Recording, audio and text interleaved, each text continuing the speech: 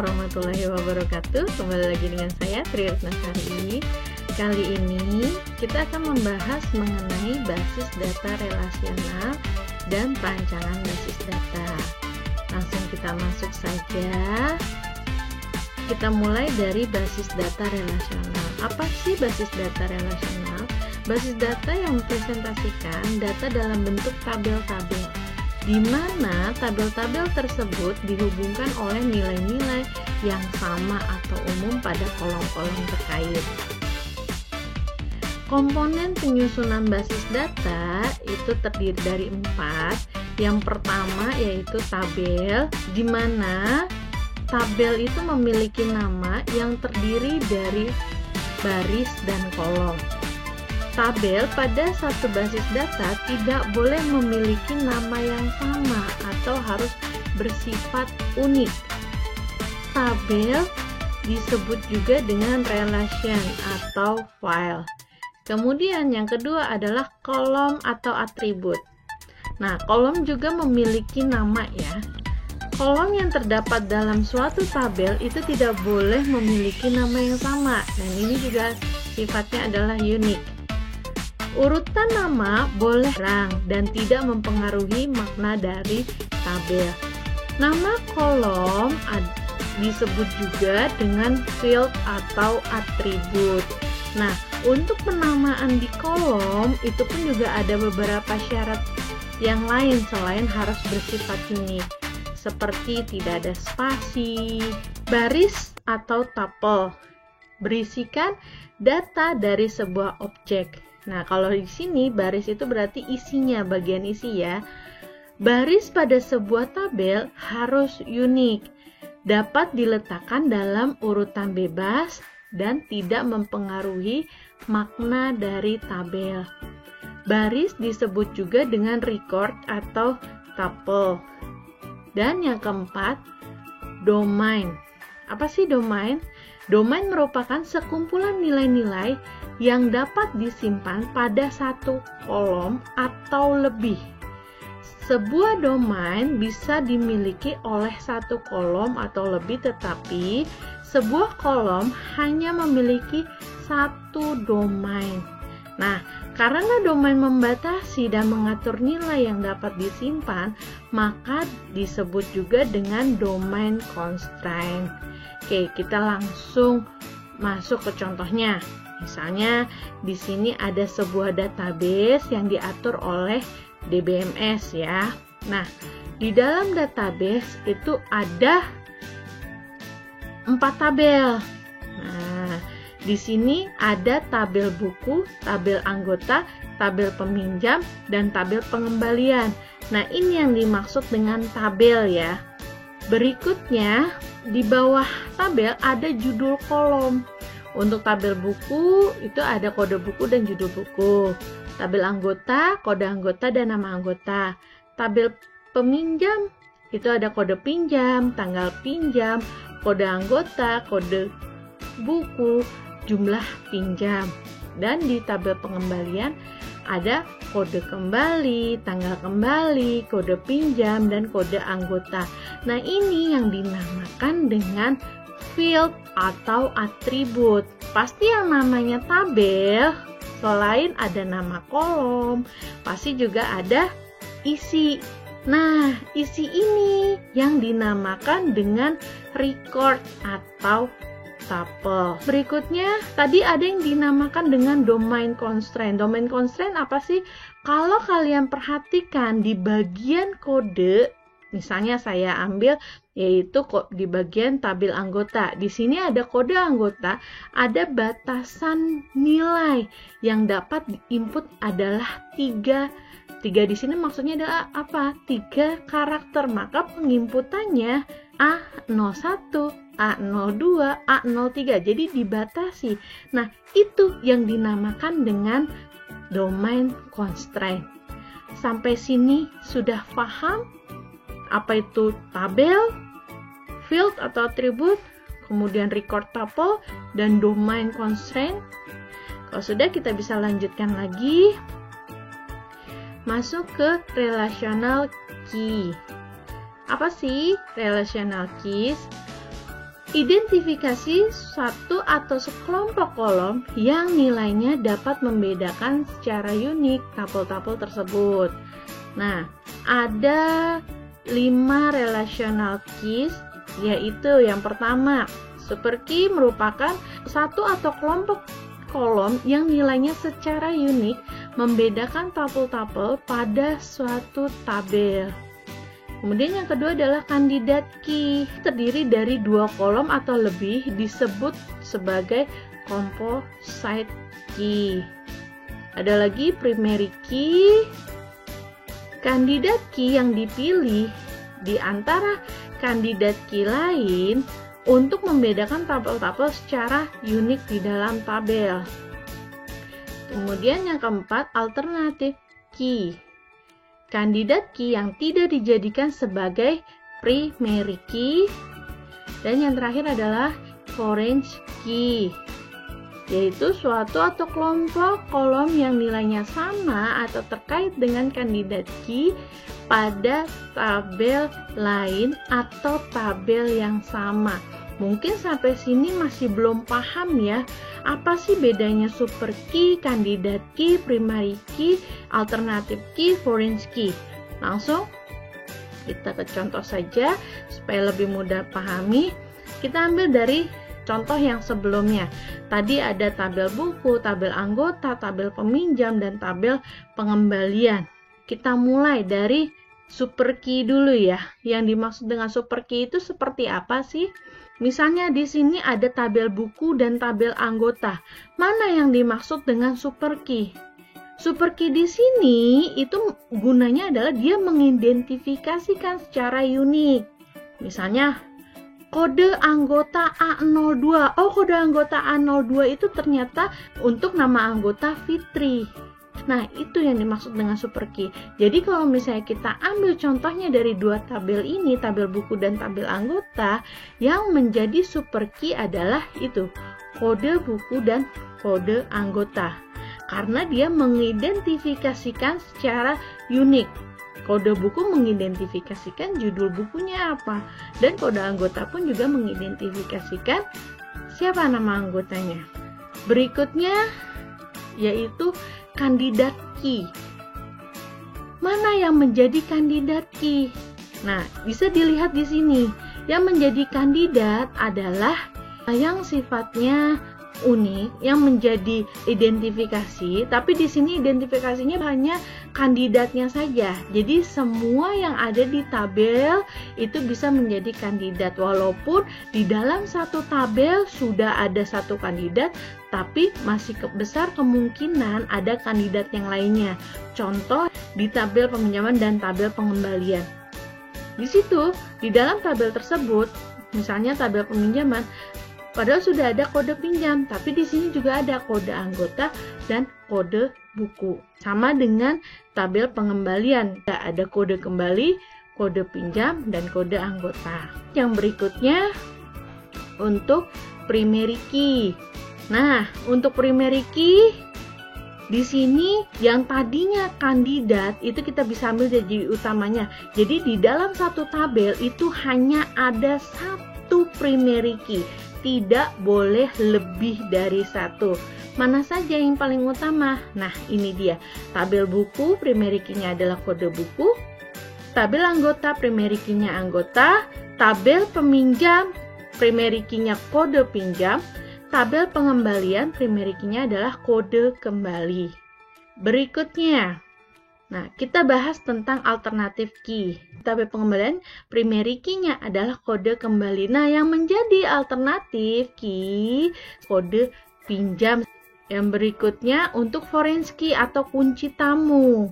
Nah, kalau kunci tamu di mana yang masuk ke dalam tabel transaksi, atau di sini tabel transaksinya ya, adalah tabel peminjam dan tabel pengembalian, seperti kode anggota dan kode buku. Untuk tabel pengembalian, kode pinjam dan kode anggota.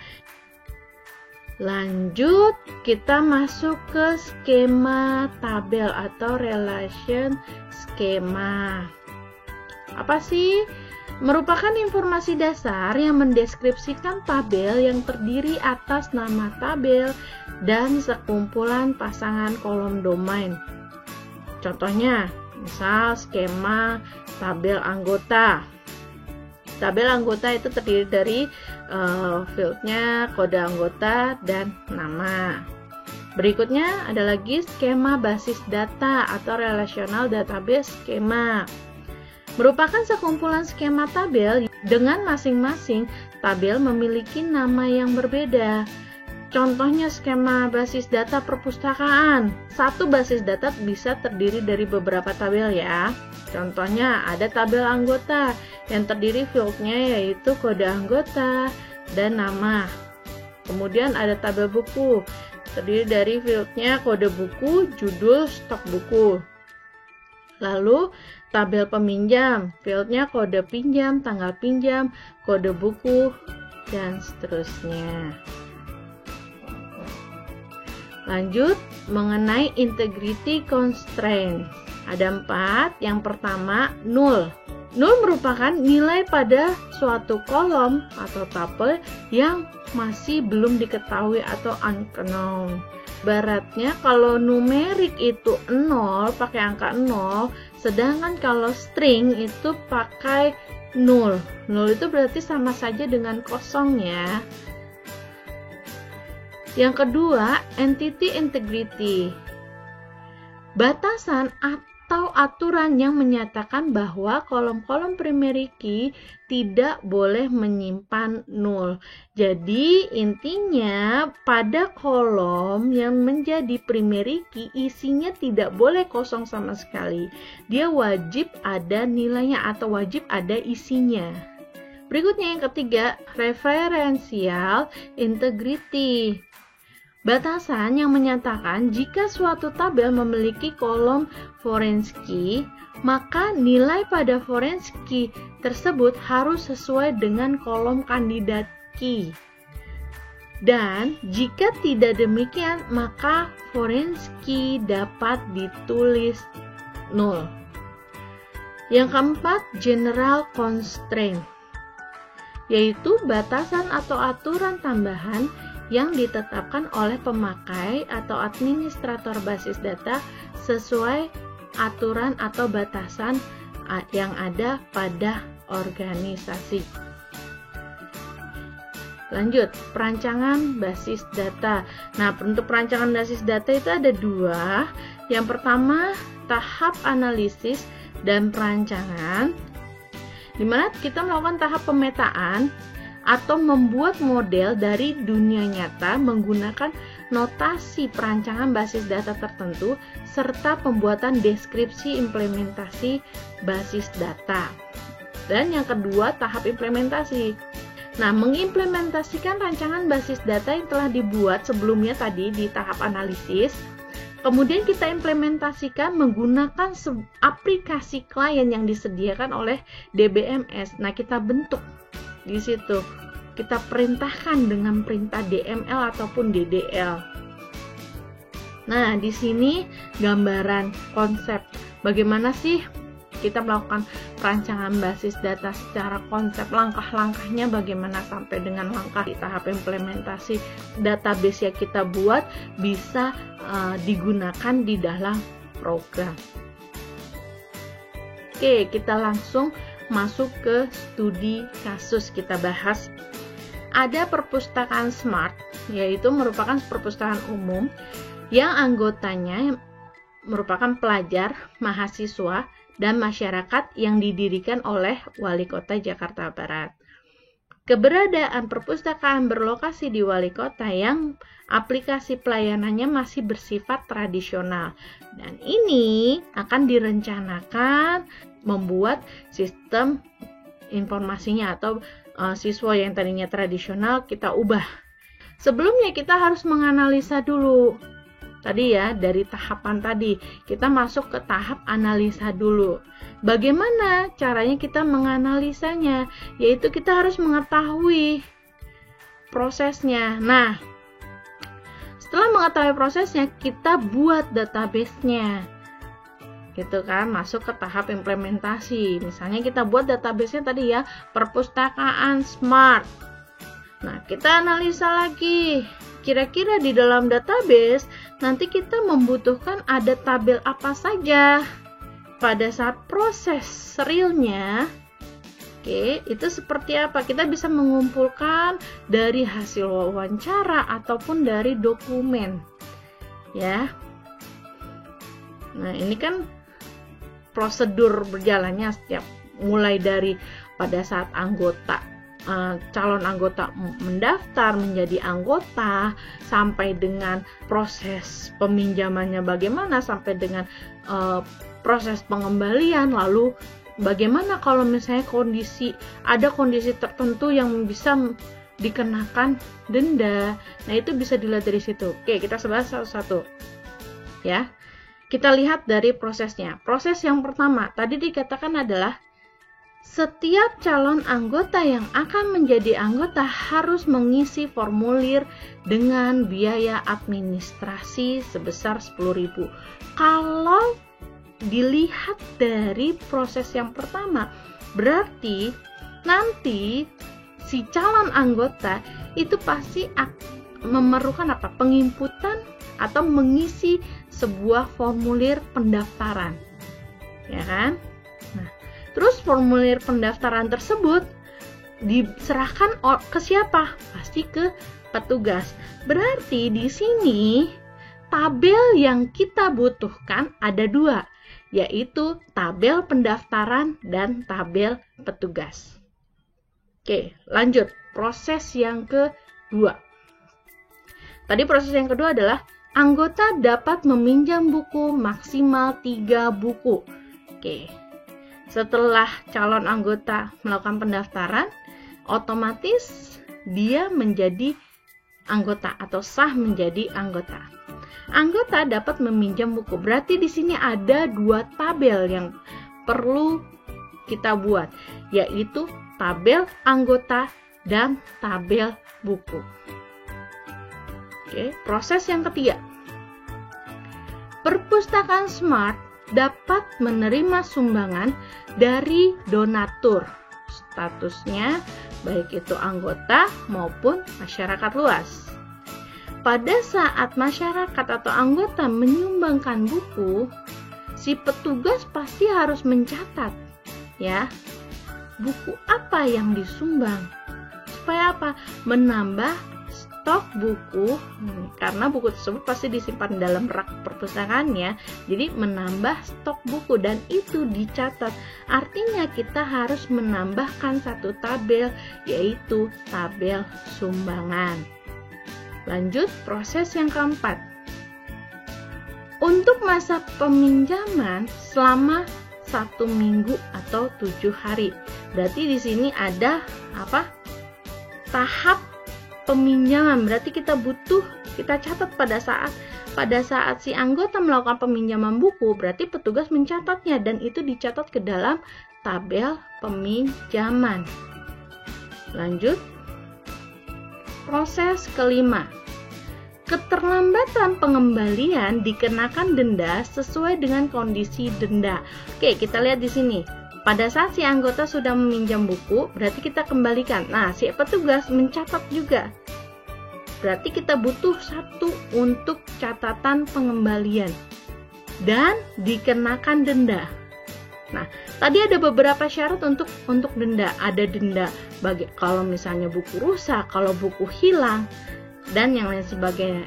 Berarti di sini ada 2 tabel yang dibutuhkan, yaitu tabel pengembalian dan denda. Sampai sini paham? Jadi cara untuk menentukan entitas apa saja sih yang ada, itu kita lihat dari alur proses berjalannya di sana seperti apa. Nah, ini dihasilkan ada 8 entitas, yaitu pendaftaran, petugas, anggota, buku, sumbangan, pinjaman, pengembalian, dan denda. Oke, lanjut. Di sini belum selesai ya. Ini baru menentukan entitas. Lanjut berikutnya.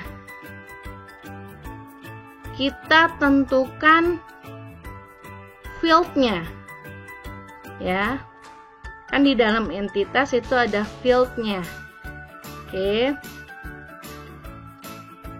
Untuk menentukan field, bagaimana caranya? Bisa dilihat dari alur proses berjalannya atau bisa melihat dari dokumen yang ada. Saya contohkan di sini, saya ambil ada formulir pendaftaran. Saya di sini masih dalam bentuk kertas, kan kita mau jadikan sekarang dalam bentuk database. Berarti kita ambil tuh data-datanya seperti nomor formulir, nama, tempat tanggal lahir, alamat, telepon, email, dan tanggal pada saat dia daftar. Dan itu kita ambil di sini. Berarti ada nomor formulir, tanggal, nama, tempat tanggal lahir, alamat, nomor telepon, email, dan yang terakhir biaya administrasi. Loh, biaya administrasi dari mana? Padahal tadi dokumen tidak ada biaya administrasi. Bisa dilihat dari prosedur berjalannya. Tadi dikatakan yaitu setiap calon anggota akan menjadi anggota harus mengisi formulir dengan biaya administrasi sebesar 10.000. Nah, itu bisa menjadi informasi dan dimasukkan ke dalam field. Lanjut. Berikutnya, tadi ada petugas. Nah, petugas kita bisa ambil dari kartu identitas dari petugas. Nah, kartu identitas petugas yang pasti ada nama petugas dan ID petugas. Kalau misalnya perusahaan ingin menambahkan entah itu alamat, nah itu tergantung dari kebijakan manajemennya ya. Oke, berarti kita masukkan di sini ID petugas, nama petugas, password. Oh, password untuk apa? Kenapa ditambahkan? Sedangkan tadi di ID card itu tidak ada. Nah, password itu berhubungan dengan pada saat nanti si petugas melakukan inputan data di dalam program, dia kan butuh apa? Butuh login, dan ini yang bisa login hanya si petugas, bukan yang umum yang lainnya. Nah, seperti itu ya cara menganalisa fieldnya. Jadi kita bisa melihat dari alur proses berjalannya di sana seperti apa, atau kita bisa melihat dari dokumen manualnya itu apa saja yang dibutuhkan, atau kebijakan dari perusahaan itu apa saja yang mesti kita input. Oke, kita lanjut. Di sini masih ada 6 tabel lagi. Nah, ini saya langsung aja. Untuk anggota, saya buat fieldnya ada nomor anggota, nama anggota, tempat tanggal lahir anggota, alamat anggota, telepon anggota, status anggota. Mohon diingat, nama field itu harus unik, tidak boleh sama. Mungkin tadi ada nama, ada tempat lahir juga, ada alamat dan telepon, tapi itu di dalam tabel pendaftaran.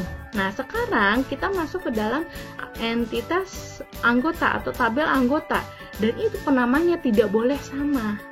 Jadi di sini saya tambahkan nama anggota, tempat tanggal lahir anggota, seperti itu. Lanjut, kemudian entitas buku, ada kode buku, judul, pengarang, penerbit, tahun, kategori, dan jumlah buku. Kemudian sumbangan, ID sumbangan, tanggal sumbangan, jumlah keterangan. Lanjut, peminjam, itu ada nomor peminjaman, tanggal pinjam, dan jumlah pinjam. Nah, kemudian pengembalian, itu ada nomor pengembalian, tanggal kembali, biaya, denda. Untuk tabel denda, nah tabel denda ini karena dia ada kriteria-kriterianya ya. Contoh di sini, keterlambatan pengembalian dikenakan denda sesuai dengan kondisi denda. Di antaranya, denda keterlambatan pengembalian dikenakan biaya administrasi 500 per hari, bukti surat denda terlampir. Yang kedua, denda buku perpustakaan rusak maka dikenakan biaya revisi buku perpustakaan. Biaya ini dikenakan setelah buku diperbaiki atau bukti surat denda terlampir. Dan yang ketiga, denda buku hilang maka dikenakan biaya pengganti seharga buku tersebut, bukti surat denda terlampir. Nah, dari prosedur tersebut, maka kita bisa ambil kode dendanya, jenis denda. Nah, jenis denda dari mana? Nah, yang tadi, kalau misalnya denda keterlambatan atau denda buku perpustakaan rusak atau denda buku hilang. Kemudian biaya. Nah, biayanya kan beda-beda tadi ya. Kalau keterlambatan, biaya administrasi sebesar Rp500 per hari. Kalau buku perpustakaan rusak berarti biayanya revisi. Kemudian kalau buku hilang berarti mengganti seharga buku tersebut. Oke, itu field yang dimasukkan ke dalam denda. Jadi berdasarkan prosedurnya atau kebijakan dari perusahaannya. Oke, sampai sini penjelasannya bagaimana? Semoga dapat dipahami. Terima kasih telah menyaksikan. Saya tutup. Wassalamualaikum warahmatullahi wabarakatuh.